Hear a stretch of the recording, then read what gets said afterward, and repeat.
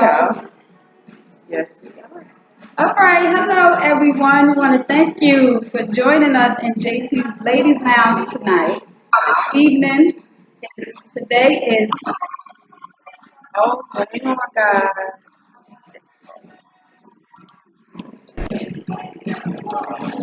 okay. Sorry about that. Very sorry about that. But again, thank you for joining us tonight, Soul Sunday with Stepfanie Bullock. She is going to be discussing her first book, Removing the Mask. This is Stephanie Bullock. We want to give a very, very thank you, welcoming for joining us Thank you. on this Thank you, Sunday ladies. where you can be doing so much more. Aw. But thank you for taking the time out for joining us today. That's Jazz. Everybody know Jazz. T. Still jazz. So we're going to get this show started. And today, again, thank you for joining us. Jetsons Radio DC with Jazz and T. Soul Sunday with Stephanie Bullock. So Stephanie, your book, Removing the Mask. Yes. Tell us a little bit about yourself. Okay. And then we're going to go into discussing your book. Okay. Well, as Sam has said, my name is Stephanie Bullock. I am the first-time author of the book Removing the Mask, How My Wilderness Season Blessed My Soul.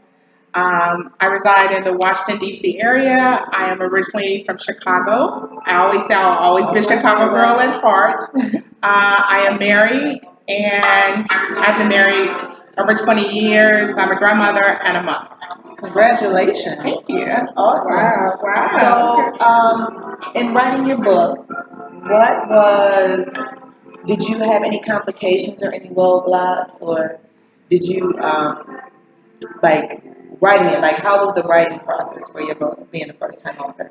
I definitely had some roadblocks. I think the biggest roadblock for me is not knowing the process of the whole book process. Right. That was the whole thing for me. Right. Reaching out, because sometimes you reach out to other authors. Sometimes people don't want to share information. Mm-hmm. And that's really, really unfortunate that Right. happens. I agree. But I have a really good girlfriend in Chicago. Her name is Kim. Her son, Richie, has written several books. He's also a motivational speaker. And just by chance, I called her and said, "Hey, Kim, do you mind if I contact your son?" And I did. And he had given me so much information about the writing process, as well as putting me in touch with a publisher. Right. And it just went from there. Right. Okay. So what made you want to write your first book? Like, how that even started? Just being in Delaware with a really good girlfriend of mine from high school. Okay. We've been friends for over 30 years. There was 4 of us. Mhm. And we were just really, it was a bonding time also Okay. of sharing our stories. Mhm. And one of them said, "You should really write a book." And that was about 7 years ago. And I was like, I don't know if I really want to put that out there. Right. And so that's how the book really came to. I really just started writing, just putting pen to paper. Mm-hmm. And then when I went back to read it, I'm like, this is therapeutic for me. It may be therapeutic for someone else that could be going through. Right. And I actually read your book, and to me, it's not like you had to tell a whole, like you told your story literally from birth to where you at now.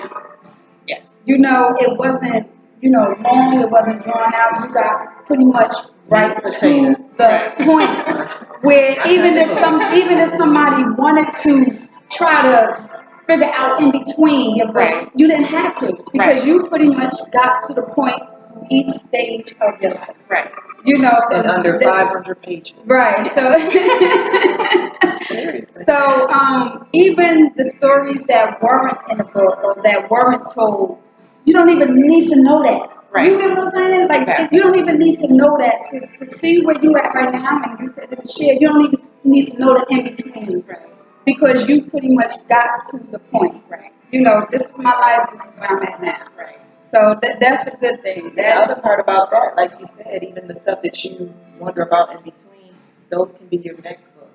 Right. You know what I'm saying? Exactly. You can fill that in between as you go, but Exactly. right there you have the bulk of it. Right. You know what I'm saying? Right. The juicy Exactly. right, Right, there. right, Yeah. Exactly. So right. that can be your next book. Just Oh. following up. Yeah. If you decide to write another one. I am really in the process. There is some roadblock right now, Right. roadblocks, but Right. I'm going to push through. Right. Definitely. Now that I know the process. Right. Yeah. Oh, That's what we do. someone said, "Hey, sister-in-law." That must be says Tony Bullock. Yes. Hey, sister-in-law. Hi, Tony. Thank you for joining us. For the Yes. viewers that had joined, thank you for joining us tonight on Soul Sunday with Stepfanie Bullock. Again, we're discussing her first book, Removing the Mask. So we're going to Mask start off. discussing chapters of Stephanie's book. So Stephanie, you pretty much got to the point. You said you're from Chicago. Yes. You've been here in the DMV for how long? Oh my God, since 1988. Okay. Oh, so this is like, This is home. This is home. Right. So we're going to start off with the beginning stages of your life, family secrets. Yes. So tell us about Yes. that first chapter in your life. Well, family secrets, and especially in the Black families, I can speak of. There are a lot of secrets. You know, you get the adage. You know, our mama, big mama, aunties, mama Right. would say, "What goes on in this house stays in this house." Right. And so what happens is they kept a lot of secrets back then from really who your father were, you know, what your mother did, you know, why are you like this? Why do you think like this? And so it's like, let's keep this from her. And I think sometimes they feel like they were protecting us, Right. but it's not really protection. Right. It's not really protection. Right. And so there was a lot of secrets that was kept from me and my brothers. As far as you know, my brothers and I have 3 different fathers. There are 3 of us. Okay. And luckily, I found out who my father was at the age of 5. Okay. The person's name on my birth certificate was not my father. Right. But he married my mother Right. because, you know, growing up then, the older generation cared about what people thought and bringing shame to the family. Right. So it was an arrangement pretty much made that you will marry her. I'm sure there was no love involved. So I took on this man's name who I really didn't even know. Wow. Yes. Wow. Yes. So Okay. did you ever establish a bond with your real father? The moment that I actually met him at the age of 5, I have a photo of my mom and I at his parents' house and meeting him. That was the one and only time I had ever seen him. And of course I was happy because I had a father. And what girl doesn't want a dad? Right. A year later, he was, actually not even a year later, but he was murdered. Wow. So I had never seen him again except at his funeral. Wow. That's very good. yeah. That is. So with your stepfather, don't call him that? Well, I guess legally he would be my stepfather, Right. but I have no idea who he is or who he was. He and my mother, he married my mother when she was, I believe the story goes, 7 months pregnant with me. And right after I was born, they separated, and they were separated for years. So I have no idea who this man is. Wow. I just know his name from a birth certificate. Right. Okay. Wow. Okay. That's It's deep. deep. But you know, it's a part of our history that, you know, like you said, our older generation covered up a lot of things. And I don't think like they did it, you know, to be malicious, but I do think they did it to try to protect us in a way of protect our feelings. And they just wanted us to grow up and not even think about, you know, what mom did or how mom did it, or you know, whoever my dad is. Yeah, I'll figure that out. But I don't want to mess with your schooling, or I don't want you to feel like, you know, I guess just don't want you to feel like a miscreant, or you know what I'm saying, like. So I think, you know, they do. They protect us in their own way. Yeah. Right. And we have a comment. We have Rich W. Axe said, "Wow, same here." So I guess you're telling your story about your dad, and you know, resonates with a lot of people. Like you can relate to the first chapter of your life. So moving on, a brief moment of happiness. When you found happiness, at what point of your life during that time? During that time for me is my grandmother raised me. Right. And that was a very volatile situation for me as a young woman, a young girl, I should say, mentally. So my self-esteem at that point was at its lowest. She favored my brothers, and she made that very, very known. She was very vocal. When my father, the first time that I met my father at the age of 5, is the first time I had met his family. And so, Right. of course, after my father was murdered, I started to have more interactions with his family. Right. And I ended up moving with his family. And so for me, it was to the point because I was my father's only child, whereas they spoke life into me. It's like, no matter what you go through, I love you, I'm here for you, we're a family. So love trumped everything else. Right. And so I wasn't used to that. And so Right, for me, right. that was my brief moment of happiness. Right. So do you think that, and I'm saying this because I have a daughter, Yes.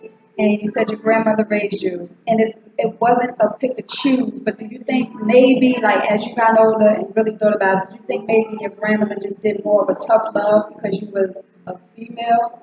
Oh, you never thought that. I never felt that. You never thought that? I never felt for some that. reason, I guess with, Right. right now when we raise my daughter who's 20, I feel like I'm more harder on her. Yeah. You know what I'm saying? Yeah. So if she it's ever grew up right. and said, Mommy, I think you was harder on me than The boy. Yeah. It's one thing saying being before the street lights come on, Right, or right. pick and choose your friends, Right. or I need to know the parents or the friends that you hang out with. Right. That's right. tough love. Right. But when you speak words of death over someone Right. who you're supposed to love, that's connected to you versus life, that's not love. to me. Agreed. Because Agreed. as children, their minds are nothing but veins. Right. And they take all that in. And who Right. says when all those things will come out? It could come out 20 years from now. Right. And what an impact it will have on his or her life. Right. And I think now we think about that more often than we did before because I think our parents and our grandparents raised us how they were raised. Exactly. You know what I'm saying? So it's a chain Yes. reaction. Yes. Definitely. And that's where, I'm grateful that I've been blessed enough to be placed in the right positions to know that there are just some things you just don't speak into children. Exactly. Because I have heard people say, tell their kids they wasn't never going to be X, Y, and Z. They're going to be like their mom and their dad. And when they grew up and it manifested, they kick that right back. Well, you told me I wasn't going to be X, Y, and Z. Right. So here I am, just like my mom or my Exactly. dad. You know what I'm saying? Exactly. Right. So I've heard that growing up my whole life, and it was, some things I make sure I never speak to my kid. Now, I do still say I brought you in the world. I take you out, right? I do still say that. And trust me, it was told to me and still is told to me. Right, You know what exactly. I'm saying? But, that's just to get my point across to let you know that this isn't a game. Exactly. But it don't necessarily mean like I'm really going to kill you. Right. Not going to take you out. And real quick before moving on, it's so crazy that you say that and we having this conversation because I'm definitely guilty of saying things, to my daughter growing up and she was going through her preteen years that I know I shouldn't have said. And I actually had to apologize. But it's no excuse. But I did it because I guess I thought I was putting something in her head for her not to follow my path.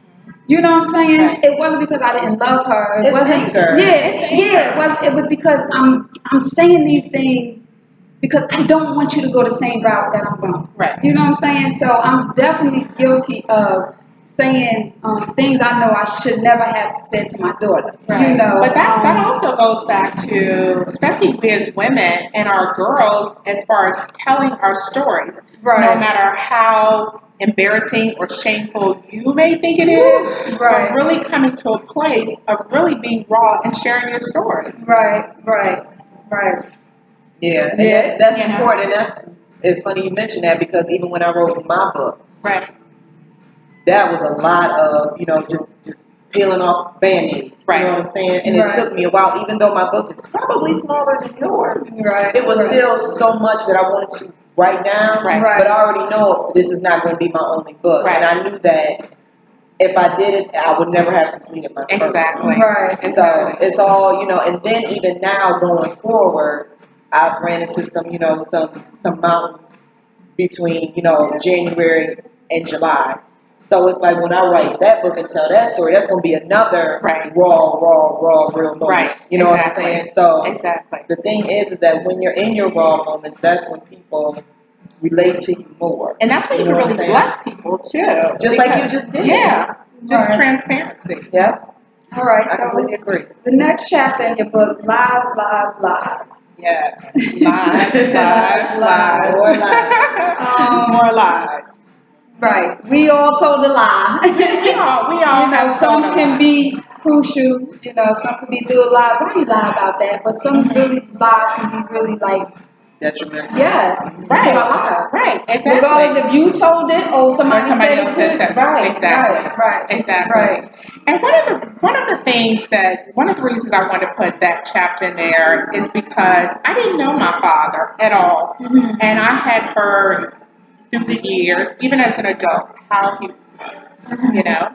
And it said, you know, I've always been told by his family, he was actually murdered by going to a liquor store with a friend, not knowing that his friend was going to rob the liquor store, and he tried to stop him. Well, as I started, so I really believed that. I'm thinking, okay, my father's like this martyr, you know, doing the right thing. And that was the only,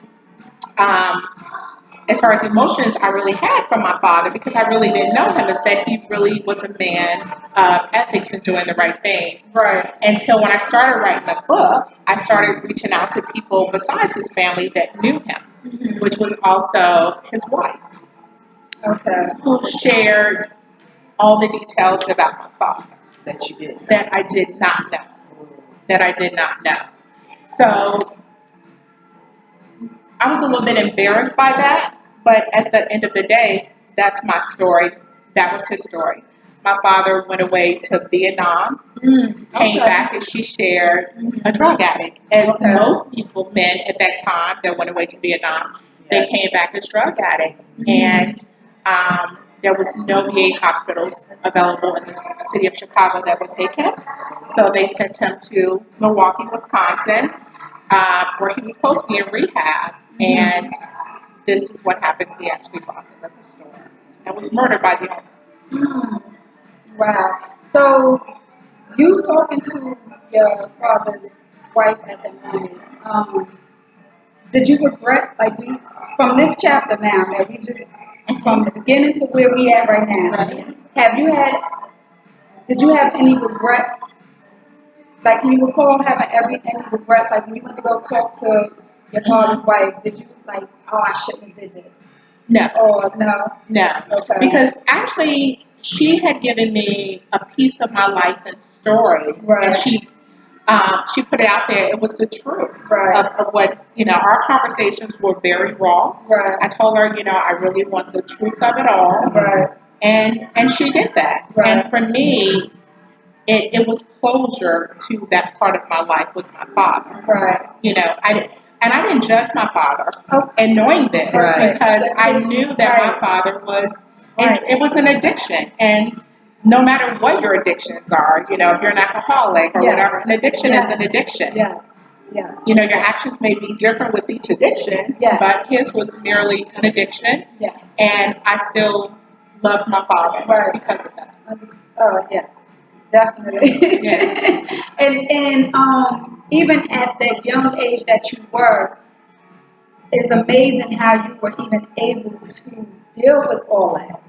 You know what I'm saying? And I'm pretty sure it was rough times, but just to be where you at right now. Right. You know what I'm saying? Like, some people couldn't even handle already where you at this chapter in your book. You know, feeling like I would have jumped off the roof. You know what I'm saying? That's why a lot of times the parents protect us from stuff like that. You never know. I would have killed myself. You know what I'm saying? So, you know, the strength that we have as women, you know, as people, period. But when you separate it just as women, the strength that we have, it don't get no stronger. No, it does get stronger. It does. Man up above, it does. But you know, when it comes to us females, it's like the strength is unbelievable. Yes. It really is. Yes. Yes. It's powerful. It really is. So, stripped of everything in my wilderness. What chapter was that? in your life? That's a chapter where I was in the military. Mm-hmm. I ended up meeting my children's father here. Mm-hmm. And I had no family here because for me, of course, my grandmother, I had too much pride to say I'm struggling. I need to come back home. Okay. So ended up going through a low period with my children's father. We were not married because he had a very good job and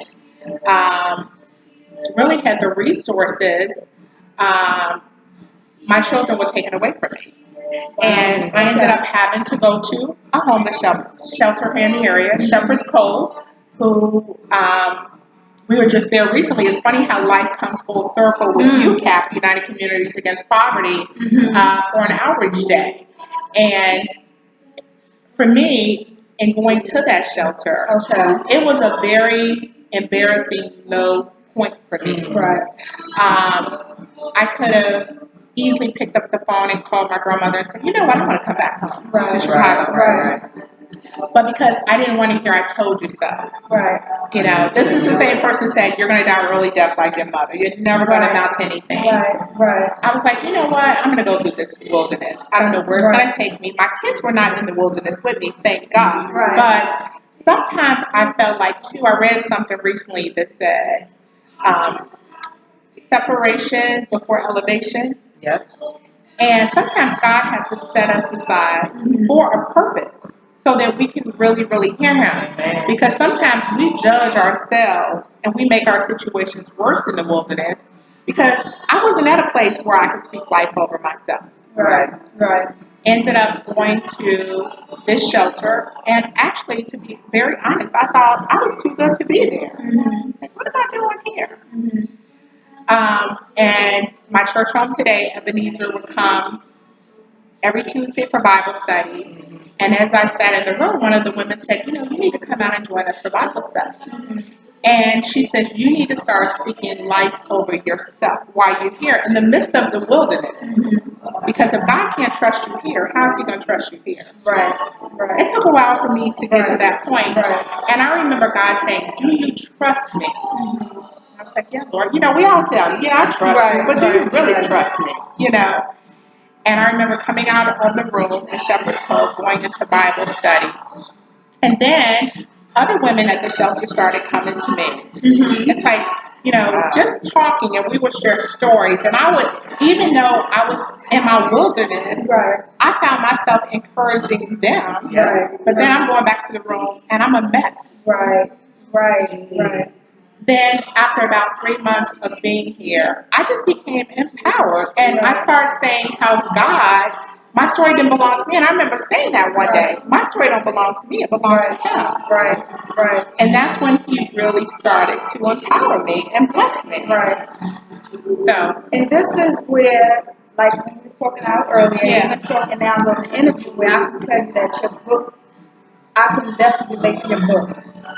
Even just as a child going through it. I'm going to go back to when you said the pride thing. You didn't want to call your parents. You didn't want to call your grandmother. Well, when me and my ex-husband went through our divorce, I actually, when we separated the first time, I actually called to go home. And my mother and my sister said to me, you're not coming home. You know what I'm saying? But they said, you're not coming home. Not that they didn't want me there. You're not coming back home because you're going to make it. You know what I'm saying? So it's like I was like, I can't do this. I'm coming home. So I let the pride go, but they told me no. And to this day, I'm glad I didn't. Now they here. You know what I'm saying? Exactly. So I said, I can't do this. Me and my daughter, we coming home, and to this, like they said, no, you're not. You know, and even so definitely can relate to that. You know, even with you about the shelter when you said your kids didn't go through the wilderness with you. And this is just something that I'm, you know, people that's close to me know this, but you know, just sharing it with the world, what a lot of people don't know. My mom, like I went through a wilderness with my mom, being in a shelter. We lived in shelter. You know what I'm saying? We lived in two. So you said, thank God you didn't have your kids, but that experience in my life made me stronger. You know what I'm saying? So to this day, like the stuff that my mom went through, you know, my father and everything, and I know I could share this on Facebook Live because, it's no problem. It's no secret. Exactly. You know what I'm saying? That helped me. Right. You know what I'm saying? Like you said, what your father did, how he passed, you didn't have no shame, you didn't judge him.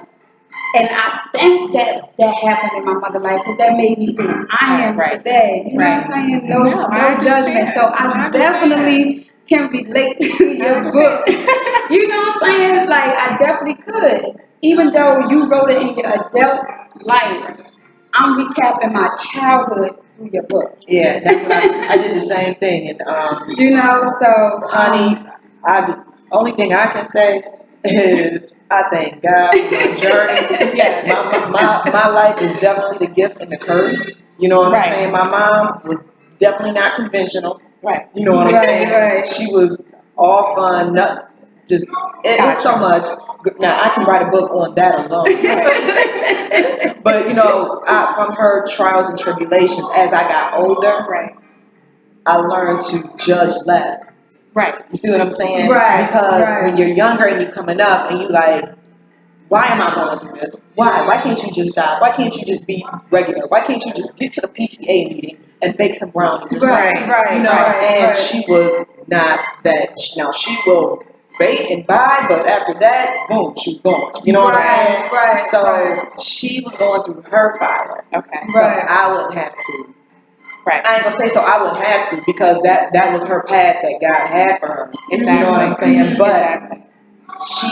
she did enough to where I knew that wouldn't be a smart road for me to travel, and she made sure I didn't travel that road because when she saw me almost about to, you know what I'm saying? She'd be like, hold up, whatever she was doing, hold up, where you going? Right. What you doing? Right. Throw you back out. Yeah. Or beat me or something. You know what I'm saying? Have somebody come give me my hands, somebody come and get me. So, it was because of her journey and her turmoil that she went through here on earth is what empowered me to continue to push forward and become who I am now. And also where I'm going next. Exactly. You know what I'm saying? Exactly. It's very much an interesting way how life molds you. Right. You know Exactly. So we're gonna discuss one more chapter before we go to this quick break. My boys. My husband, yes. So I actually met my husband. I was had just gotten out of Shepherd's Cove, went into a transitional housing where they help you find housing. And my husband owned a townhouse in the development where I lived. And every day I was working in DC, so I was taking the bus to DC, and every morning I would see this black actor pull out and wave. He would tell the story a little bit differently. He would tell it a little bit differently. Yes, they always do. Yes. And he would wave. And this happened maybe 3 or 4 times. And one day, I waved, he waved. He did a U-turn, and he comes back and he's like, "Do I know you?" And I'm like, "You wave every morning." And he's like, "I never waved at you." I'm thinking, whatever. So that evening, it was the weekend that my children's father was picking them up because he still had custody, and I had them every other weekend. And I had left my house keys in my desk drawer in DC. I knew no one. No one. And we had exchanged numbers earlier, and I called him, and he says, "How come you know?" And he said, "I am actually just getting home from work. If you want to come, sit in the living room. I'm gonna take a quick shower, and I'll drive you to DC." Then that took me to DC. Went to dinner. We have been together ever since. Wow. Ever since. And it has been, we've been together 21 years. But the reason I say my Boaz is because I felt comfortable enough, mind you, in living with my grandmother. I would hear her words, don't tell him everything. Don't do this. Don't tell your story. But you know what I said? I'm going to put it out there. And I was like, this is who I am. We talked that first night. This is who I am. And my husband's never judged me. And he has said, I didn't have a car. After months of dating, he said, you should be riding the bus with your children when you have your children. I'm going to buy you a car. You're going to pay the note, but I'm going to put this car in my name because I was building my credit back. This is what we're going to do. My husband is very, very wise, very money smart. So it's like some of the tools has given to me, not to sound whatever, but that you would get from your father. Yes. But here's a man that loved me in my wilderness season, but actually was saying, you know what? I'm going to hold your hand through this, and I'm going to love you in spite of. Because I see what's on the other side. Right. So that's why I say my husband is my Boaz. Right. Yes. I get it. I love black love. Yes. And we're going to read a comment. Carmen Nicole said, remember, ladies, God had designed us all to have our own unique beauty and to be different. Yes. But we all are beautiful and have to go through some trials and tribulations in order to receive the glory He has for us. Amen. Amen. Yes, we do. We can then appreciate our blessings. Yes. So we want to thank you for joining us today on Soul Sunday with Stepfanie Bullock. Thank you for joining us tonight.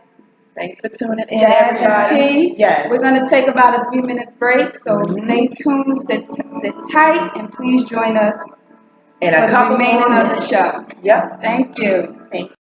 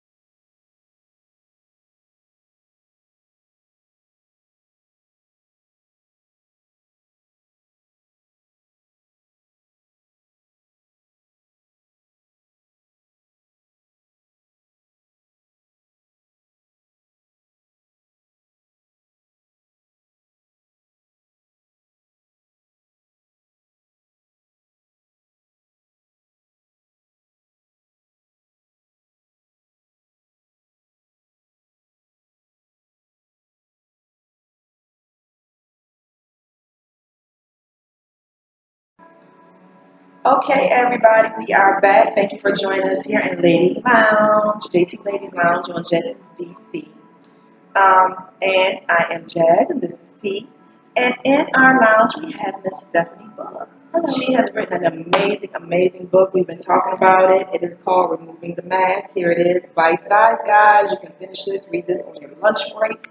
And we have just been going through the chapters and just, sharing a little bit of experience about what each chapter meant and where she was in her life when she wrote each chapter. So now we're going to talk about a life full circle.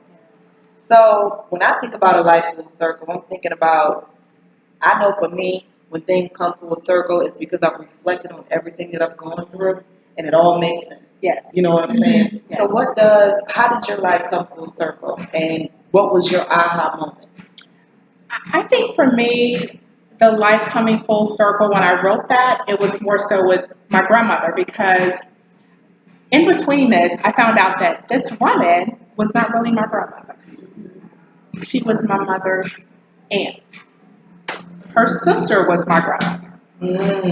And she had raised my mother since she was 6 months old, because my biological grandparents, were heroin addicts. So she raised my mother. So for years, that's all I knew. This was my grandmother. So mind you, as she got sick, she was coming down with dementia, Alzheimer's. I was flying back to Chicago once a month to take care of her. And what happens is when someone has Alzheimer's, whatever personality that they were, if they were introverts or extroverts, I've learned from medical personnel, their personalities become stronger. Oh, wow. That's what happens with a Alzheimer's. stronger introvert or stronger. Exactly. Wow. So, of course, she was an extrovert. Okay. So her personalities, the words got worse. Okay. But as an adult, I would find myself saying, you know what, I'm not a little girl anymore. You're not going to say those things to me. Right. But then I had to realize she has Alzheimer's. She really, She don't know. I would say to try and have these conversations with her. Where did the lies come from? Why weren't you honest with me? Right. And she would look at me and like a kid-like fashion and say, what are you talking about?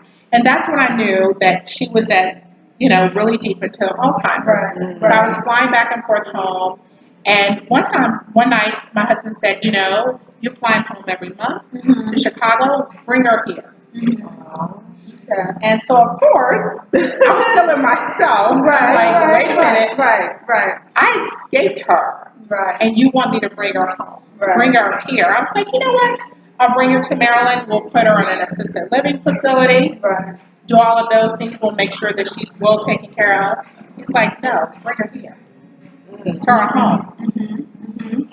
Like, okay. So that was a struggle for me. I can imagine. There was many of the days that as I had to go and clean her and feed her and do all these things, I'm thinking, I would cry. Right. My husband and I had given up our lives for this woman. Right. Whereas my brother was stationed in Germany at the time, and he still is, and he would say, everything that she has said and done to you as a child, how could you even have her in your home, Steph? Right. So, pause real quick. When you just said, and I guess that's where the selfishness part comes in us as human beings. When you just said, I just gave up my life for this woman, she pretty much did the same thing. She did the same thing.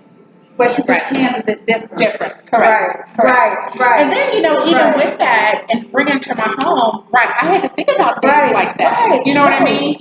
I'm like, when finding out this was my aunt, who everybody said was my grandmother, it's like, and talking about masks, we learned to wear those masks as children. Right.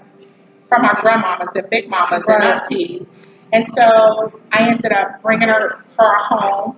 And I was going through, my thing like, Lord, why me? Why do I have her here? My husband was like, you need to get over this. We're going to take care of her. She don't even remember any of this. And I remember she would always like for me to clean her feet. And I was in her room and I had the bucket. I was cleaning her feet. And she looked up at me and said, you know what, Steph? God always has a ram in the bush for you. And you have been my ram. and that it's like every chain was broken for me. I read that. I think I cried. I was like, because that is very, very deep for someone that treated you so not good. Right. You know what I'm saying? For somebody that spoke those words and then to finally hear them say something even remotely halfway. Exactly. But you know what? For her to even speak those words, having dementia. Yes. With Alzheimer's. Right. So it makes you think, more. You want to look like, it makes you want to look more into it. Right. You know what I'm saying? Like at that time, was Alzheimer's going like that? You know what I'm saying? Right. I wasn't going, but what makes you go back to where you could even say those words? I don't even know if I would even care. To have no. I'm not saying I would just that. I would definitely do it. Right, you know what I'm saying? But how does that? How does it work? Because they snap in and out, right? Because with Alzheimer's, the past become the present for them too. So I think she knew about, everything that transpired. Maybe she didn't remember something. Right. And my husband's like, you gotta let this go because she really doesn't remember. But for me, that is what broke every chain for me. Right. To say, pretty much it's you saying, I'm proud of you. Finally hearing those words. Right. And that was her way of saying, I'm proud of you. Right. And so our relationship just took another turn. Right. And we cared for her in our home for 8 years. And she died, and I have it in my book with her hand in my hand. Oh my God. Right. My heart is restored. Yes. Yes, my heart is restored. So I also talk about it in the book. And I wanted to be very raw and transparent in the book, especially being called Removing the Mask. Because this was also healing for me and therapy for me. While I was in the military, I got pregnant. Ended up I was involved with an officer. I was an enlisted. So fraternization was frowned upon. Yes, I was. You was on your way to jail. Exactly. Right. Ended up coming home on leave and going into labor at home while I was on leave. And I remember waking my grandmother up, and she says, "You're on your own." Ended up driving myself to the hospital, having this child, and putting her up for adoption. I knew I had to go back to the military. I knew that I could have gotten in trouble, as Jazz said, because it was fraternization. The military frowns upon that, and with an officer, and ended up having her, and I gave her for adoption. It was an open adoption, whereas I got to meet her both birth parents. There could be no contact between the birth parents and myself. But with an open adoption, she's given a case manager, her family, and I'm given a case manager. And they're the go-between. So I was writing letters. At each phase of my life, I would always update my address, and they were doing the same.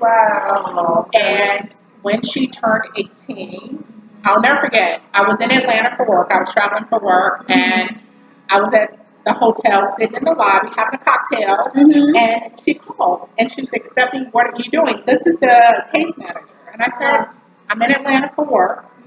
And she says, "How soon can you be in Chicago?" That was on a Wednesday. I was in Chicago on Friday. I can't even get my life together. Like a little kid, but that is amazing. So how is your relationship with her now? Do you guys keep in touch, or? Our relationship, we do keep in touch. It could be better. I know that one of the things that when we first met each other, it was like looking at a mirror of myself. And I'm like, oh my God. And one of the things she said to me was, "I forgive you."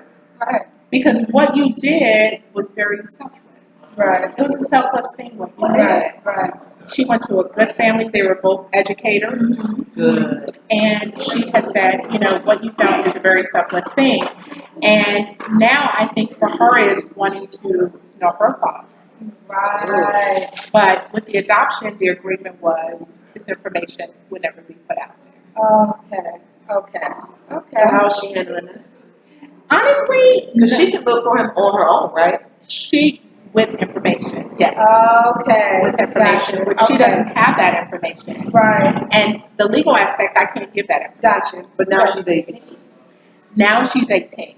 Correct. So she could actually look for her. Right, if she wants. Right, if she wants. Right. I was curious about right. that. Yes. And again, going back to what I said earlier,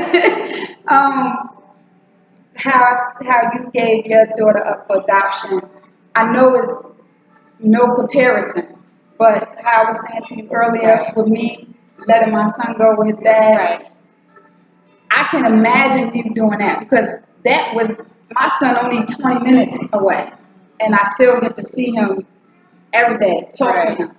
So that felt like the end of the world to me. So I can imagine how giving up your child at birth, like how that makes you feel. And again, like I'm saying, you're still sitting here, you know what I'm saying, strong, moving on, still have a relationship with her. I mean, at the end of the day, we all can have better relationships with somebody in our life, a family member, a sibling, your parents. But the fact that you still have a relationship with her, you know, is awesome. So, you know, at the end of the day, it can have always been worse. Like we say, you know, it can always be worse. You know, but yeah. So we said set aside the purpose. So that's what we just got finished discussing. Sister, okay, so we almost at the end. But you know, this book is so little, but it's so good, y'all. We've been sitting here for a whole hour talking about this book. And I'm serious, and she hasn't even gotten into what's inside the book. That's how serious it is. That's why you got to make sure you get this book. Right. Sisterhood and the Mask. Sisterhood and the Mask. Mm-hmm. For me, I am so huge on sisterhood. And what happened is, in going through my wilderness, I felt like I didn't have that sister girl where I could really share my story, because sometimes we as women are so judgmental. Right. We'll look at each other from head to toe when a sister girl walks into the room and judge her immediately. Right. Less known hearing her story. Right. And so, for me, I wanted to write a chapter in my book, Sisterhood and the Mask, because like I said, we learned early on as women to wear a mask. And instead of looking at that woman and saying, girl, I like those shoes. I mean, I like nice things too, don't get me wrong. Right. But I wish somebody had looked at me and said, how are you really in your spirit? Right. And meant it. And meant it. Right. Without judging me. Right. And I don't think we as women, where I talk about, don't realize we are extensions of each other. Even in just writing the book, and the ladies that have purchased my book, every day I get an inbox, that's my story. Yeah. Or that's my story. Right. I just couldn't tell it, but thank you for sharing your story. Right. So I think that sisterhood is huge, and we have to learn as women not to be so judgmental. Mm-hmm. You know, make another sister feel comfortable and removing her mask. And I always say, you know, if we grab another woman by the hand, we all win. We all win in this journey. Right. So your last chapter, be happy, be right, be you. Yes. So this is bringing you to where you are right now. Correct. Yes. Be happy, be right, be you. Correct. Mm-hmm. And where I am now is I am a very transparent person. When God tells me to tell my story, which everybody will know now because it's in the book, but I tell it. And for women that will say, girl, I wouldn't tell that, you know, pray for discernment, because God speaks. When He speaks, now don't get me wrong. Mm-hmm. If God say don't tell it, I'm not telling it. Right. But when God speaks, it's always to bless another woman or another person so that he or she will get the glory. Right. And that's what we have to learn as women, that our stories do not belong to us. They belong to God, but they make us who we are. And I thank God for my entire wilderness. Right. People say, you know, you have winter, spring, summer, and fall. Well, I like the spring or whatever, but I like my wilderness because guess what? I blossomed in the spring. Right. That's awesome. I myself, I would like a nation walk. I'm so tired of wilderness. I mean, gee, you know, but again, you know, that's where I did grow, and that's where even in the wee hours, even now when I can't sleep in the wee hours, I already know about it. You know, I know who's talking to me. I know why I'm up, and I'm like, can I 10 minutes maybe? Right. Can you give me 10 minutes to sleep? But you know, it's like, but He's equipping you with the wilderness too. He's giving you those tools that you need for your other seasons of life. Yeah, and that's the one thing I do appreciate, is being able to, now that I'm older, appreciate my wilderness. Exactly. Because before there was no appreciation, it's more pissed offness.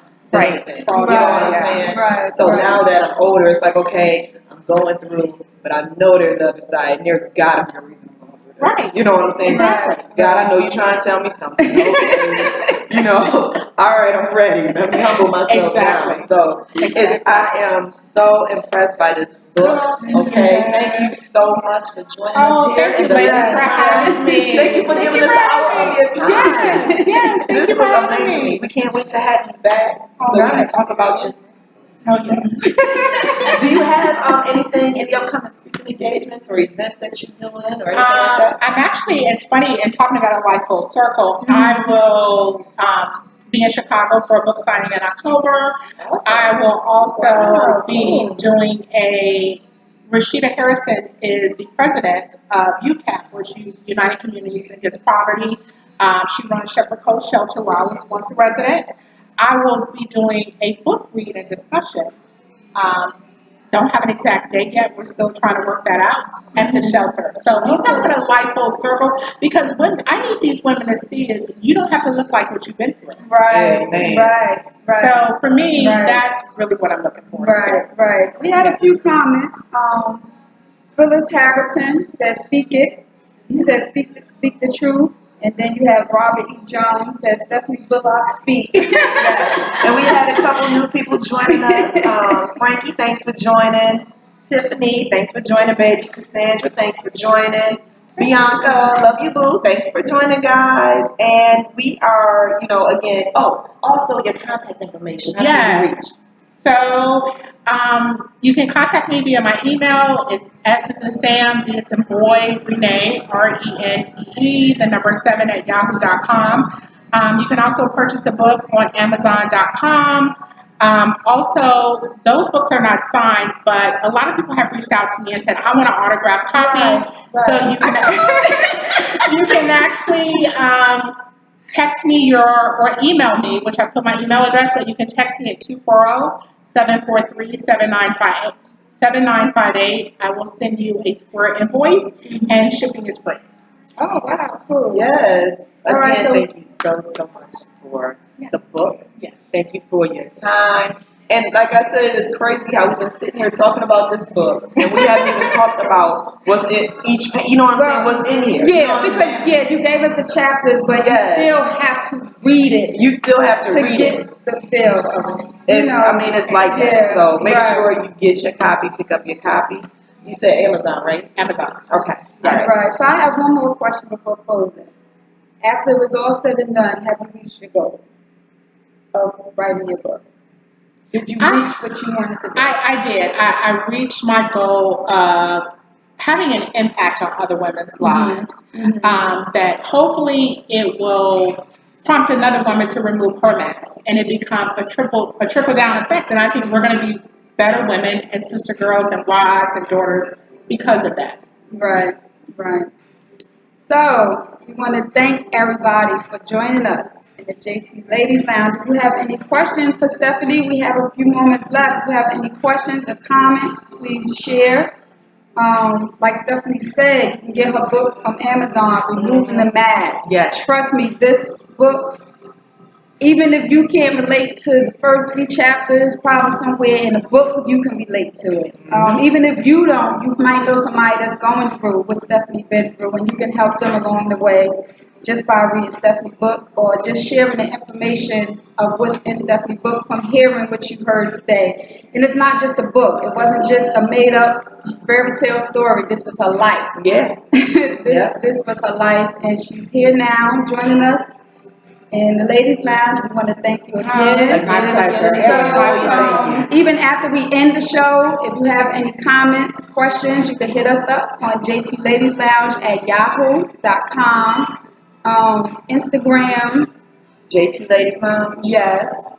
Facebook, JT Ladies Lounge as well. Also our personal page. Yeah, or this one, Jetsons. You can hit us up right here. Yeah. Because there's so much social media, guys. I know, right? So I'm burned out on social media. Also, too, it's something that we never, ever do. And I don't know why we keep forgetting to do this, guys. If you have an event coming up in the next couple weeks, in the next couple months, contact us about sponsorship packages. Contact us about advertisement. We do all that good stuff.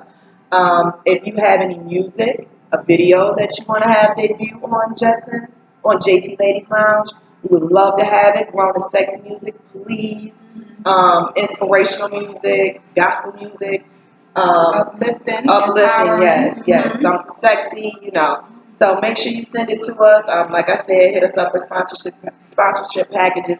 Also, to the lady letters, if you guys have a topic that you want to discuss, or if you have some, not even a topic, but if you're going through something you want other people's input, or you know, just I don't want to say advice. Someone gets a little edgy when I say that word. But if you want to send us your lady letters, and it doesn't have to be from ladies, we just say it because we like the L's. Okay. So you can send that to also to tl2jazzt@yahoo.com. We definitely want to thank you all again for joining in. Make sure you like, comment, and share this video. Make sure you pass this on to someone who is in the process of either Trying to remove their mask. Yes. Going through their wilderness. Yes. They storm. Yes. They battle. They struggles. Whatever you want to call it. Someone that's going through something. But one more thing. Before we close, you can also see us on our YouTube page. Yeah. Also JT Ladies Lounge. And we got 2 more comments that I'm going to read. Robert E. Jones Jr. says, Stepfanie Bullock is far too humble. Her struggles was real. She has come through the wilderness. Go Stepfanie. All right now. Yes. And then we have Phyllis Harrington Lovelace says, Stepfanie Bullock, thank you for being transparent and showing us how to remove our mask. You rock. You definitely rock. Thank you so much. So again, thank you for joining JT Ladies Lounge. We will see you next Wednesday. Yes. Thank you. Bye. Have a good night.